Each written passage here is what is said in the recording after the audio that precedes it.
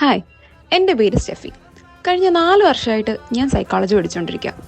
10ാം class കഴിഞ്ഞ സമയത്ത് full A+ ഉണ്ടായിരുന്നു. +2 കഴിഞ്ഞ സമയത്ത് ഫുൾ A+ ഉണ്ടായിരുന്നു.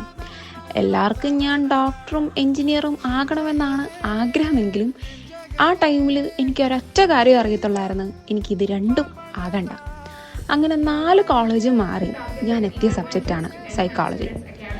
സൈക്കോളജി എടുത്ത് അത് വളരെ ഭയങ്കരമായിട്ടുള്ളൊരു പ്രൊഫഷനായിട്ട് ഹാൻഡിൽ ചെയ്യാൻ തുടങ്ങിയതിന് ശേഷം ഞാൻ കേൾക്കുന്ന ഏറ്റവും വലിയ ചോദ്യമാണ്, നിങ്ങൾ ചുമ്മാ ഇരുന്ന് ഈ കാര്യമൊക്കെ കേൾക്കുമല്ലേ, എന്ത് സുഖമുള്ള ജോലിയാണെന്നൊക്കെ. സൈക്കോളജിനെ എടുക്കാൻ താല്പര്യമുള്ളവർക്കും അല്ലെങ്കിൽ സൈക്കോളജി ചുമ്മാ കേൾക്കുന്ന ജോലി മാത്രമാണെന്ന് വിചാരിക്കുന്ന എല്ലാവർക്കും വേണ്ടിയിട്ടാണ് ഈ വീഡിയോ. സൈക്കോളജി വളരെ സയൻറ്റിഫിക് ആയിട്ടുള്ള ഒരു സബ്ജക്റ്റാണ്. ചുമ്മാ ഇരുന്ന് കേൾക്കുക മാത്രമല്ല, ഇടക്കിടക്ക് ചോദിക്കുന്ന പോലെ നിങ്ങളുടെ മനസ്സൊക്കെ വായിച്ചെടുക്കണ്ടേ.